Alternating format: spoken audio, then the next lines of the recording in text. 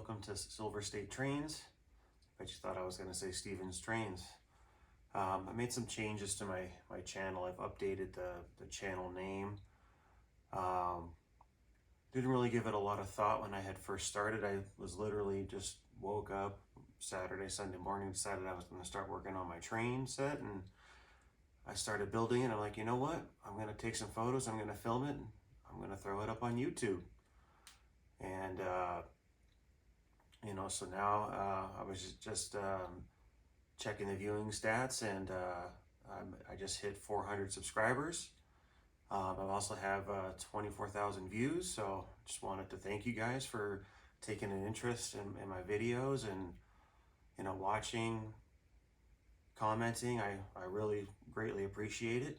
It's been a lot of fun documenting this journey and sharing it with you guys, because I'm brand new into this hobby. This is my first time building a layout, doing anything like this besides when I was a kid, having I think my first train set was the Playmobil G-scale Western set. So that's the very first thing I started with. And I remember my dad spread out a couple big sheets of 4x8 plywood on the basement floor and built me a train set, and that's what started all this a long time ago. And I've been collecting this stuff for a number of years and lived in a couple different places, and my family and I finally moved into this home, and I'm like, all right, I'm doing it. I'm going to build this layout, and here we are. So I think I've gone through 20 or so different layouts building to this layout here. I started with a 4x8 sheet of plywood that I was going to hinge it up onto the wall here, and then I turned it into this 12-foot long, 27 or 28 inch deep layout that I built here with this little kick out over here. And I must have like 4 or 5 different layouts on this particular set that I built here. So it's been a fun journey. I've been enjoying sharing it with you guys. So I know I haven't asked in any of my videos, but I am kind of getting interested in putting all this on YouTube. So I kindly request, if you haven't already, please subscribe if you can, please. I'd love to see this channel hit 1,000 subscribers. I think that would be really cool, especially if I can keep putting out stuff there that you all are interested in seeing. I know I have a lot of new people to the hobby like myself, so I think that's awesome to see. So please put your comments, your questions in any of the comment section on any video. If it doesn't have to be pertaining to my layout or what I'm doing or whatnot. Put some questions in there about your layout. If you're having problems, questions, concerns, or whatnot, and I could try to answer them to the best of my ability. But the amazing thing is the people that are watching my channel, there's a bunch of you that have so much knowledge that have helped me on my journey that I'm sure can help you guys as well on your journey. And that's what's so cool about doing this on YouTube, because in the little town that I live in, I have no hobby shops near me. I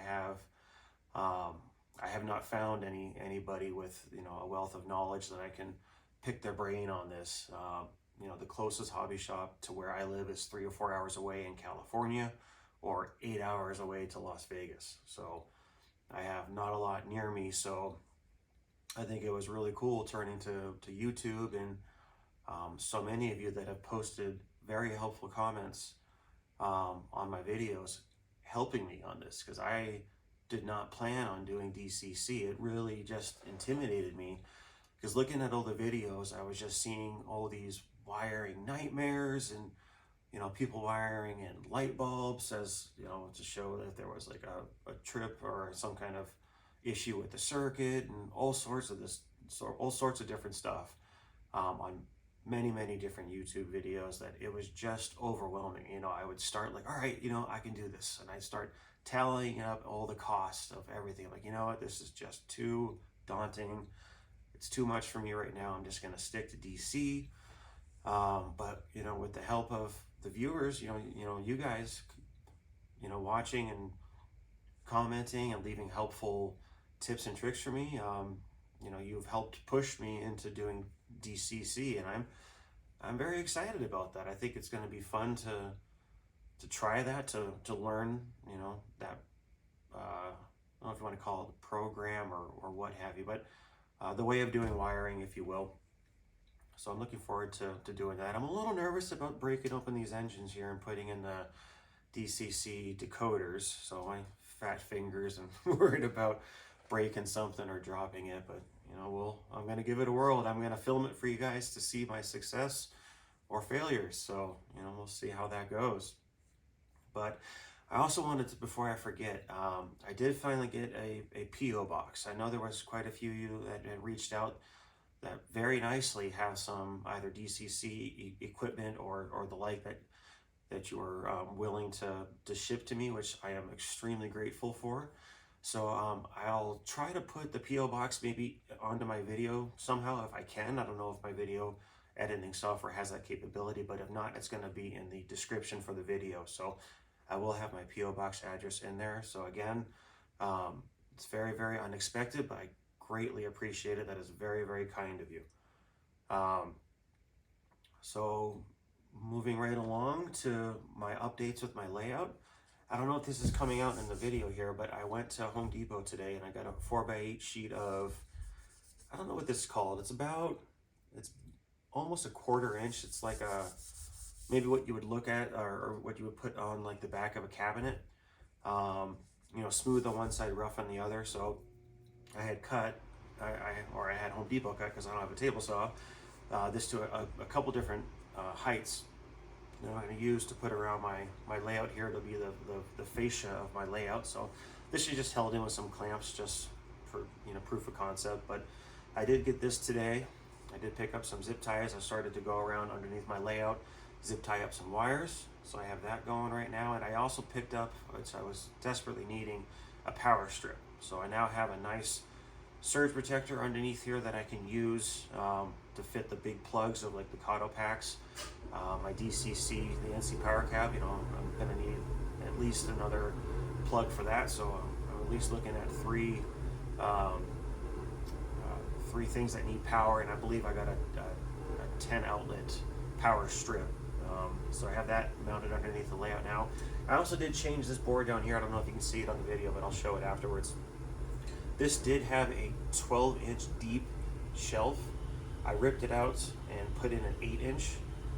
As that 12-inch was just getting in my way of doing the wiring or whatnot. So I was thinking about taking it out and just kind of ripping it down with my saw, but I was at Home Depot. They had an 8x6 of the same wood, so I just grabbed that and I just put it in already, so that's good to go. I also have from, I don't know if the company is called PSX or whatnot, but one of you viewers had commented about telling me that I need to get a circuit protector or a circuit breaker. So I did order, I believe it's called a PSXX1. They actually had a sale today. I just ordered it today. I want to say it's normally like $63. I got it for $49, and then with shipping to my house, it ended up being about $63. So it paid for the shipping. So check that out today if you're interested. PSXX1 is what I had picked up. It's I know it's rated for the NCE power cab, so I'm sure it can be used for other DCC systems, but I did note that system as well as another one. I think they mentioned Digitrax, but I could be wrong, so don't quote me on that, but definitely check out their website. So I have that on order today. It is back ordered right now, so I don't know when I'm going to get it, but you know, I'm on the list. I know I had mentioned before I did order from Micro Mark. They have this really cool waybill set. So I believe I ordered the set that came with 5 3-cubby bins with all the waybills and whatnot that I was going to get to do for operations. I got confirmation a couple days ago that has shipped, so I could be here any day now. So when I get that, I'll do a review on it. I'll try to remember to put a link to that in my description in case anybody's interested. I want to say I did get it on sale. I want to say it was around like $40 or so, but Anyhow, it's a really cool website. If you guys haven't heard of it, definitely check it out. I learned that from watching another YouTube video, so excited for that to be here. I probably won't have that mounted to my layout until I have the fascia board up, but you know, it was kind of an impulse buy, so it's I'll have it when I'm ready, but it'll be here. So I have that going on, and I did try to get the wiring today at Home Depot, but surprisingly, 12 gauge solid wire was probably double the cost of Amazon, which I was surprised. So I don't think I have an electrician's store, if you will, near me, so I am just going to end up ordering that on Amazon. So I did find, I think I found 25 feet of 12 gauge solid wire. I think it was 18 bucks per color, so I was going to get blue and white. So I'm going to order that soon, maybe next month. We'll see what, I know this month, you know, budget wise is already kind of busted, so we'll see about that. I think that's pretty much what I have right now, and you know, again, I just wanted to thank you all for all your comments and for watching. I never thought this would be interesting, if you will, to so many people, but I'm grateful that, you know, you guys are watching and are helping me and watching along with on my journey here. But anyway, I'll start talking now, and I will start showing you some of my updates. All right, here we are. I'm going to show you the updates and the return of the pointer finger. Anyhow, so this is what I got going on right here. I took out this board here, which was 12 inches deep. This is now replaced with an 8-inch, so this has all been replaced here with my switches. And yeah, it's still a wiring mess underneath. Yeah, there's no really good way to avoid it, but it's what I have going on right now.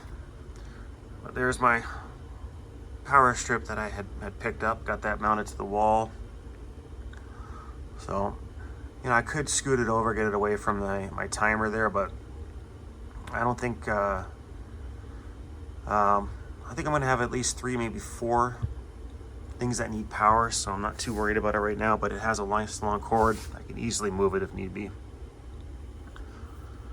So I've showed you before in all my other videos, but I have all 26 of my feeders for my DCC wiring journey. I'll be starting soon. So they're all just hanging here waiting for the bus to be installed, and then I'll cut these, you know, maybe leave like 10 inches or so hanging underneath the layout so I can pull the track up if need be or whatnot, do future repairs or what have you. So, you know, we'll see what that looks like once I actually start doing the wiring. I was gonna pick up some, I think they're called T-taps is what I was gonna use. So it's kind of like a suitcase connector for the bus, and then it has a connector off of that I can attach to this, and I can attach it, take it on and off or whatnot if I ever need to do any kind of servicing. So that'll be in the future, but here's the material that I picked up to do the face of the fascia board of my layout. So this is a 5-inch strip, and before I forget, I know, and I'm going to respond to your comments, but I know a commenter had asked how tall my layout is. So let me set up my measuring tape real fast and we'll take a look at that. All right, so my layout from floor to roughly the top of the foam is roughly, let's see here. That was a terrible shot with my camera, I apologize. It's roughly 53 inches. So that's to the top of my 1-inch foam. So if you're curious or whatnot, I did 1x3 is what I had installed here. So from the floor to the top of my 1x3 is 51 and a half. I don't know if that's coming on here on the camera. This tape measure sucks. So yeah, it's mounted 51 and a half at the top of that. And then with my foam, my 5 inches of foam, my total height is 56.5. So just in case anybody was curious, that's the height that I mounted this layout. And the reason why I did that height, I am 6'2", so I wanted it on the taller side. But the reason why I had to do that is because of that outlet right there. So my timer comes in from outside from my sprinkler system on this wall, which is where I had to put this layout. And I didn't want to have to mess with mounting my layout and having a cord being behind the board and trying to space that out or whatnot, or having that big power supply hanging above my layout. So I mounted it literally on top of that outlet. That's just what I had to do. So just in case anybody was curious, and I know I had that comment about how tall my layout is. So with this being 53 or so odd inches, I do need a step stool to reach the back corners or whatnot. But right now I'm standing on the ground. I can easily reach to the back here. I can reach to this industry, but if I'm going to be uncoupling freight cars or whatnot, it is easier to do that on a step stool. Obviously my yard is within my wingspan here, so that's not an issue there. And this yard here, this industry here is also very easy for me to reach and get to standing, not needing a step stool. But to really kind of get in there and do work on stuff, a step stool is definitely advised. But anyhow, that's all I have for today. As always, thanks for watching. And again, if you haven't, please subscribe if you wouldn't mind. I'd greatly appreciate it. Have a good one, guys.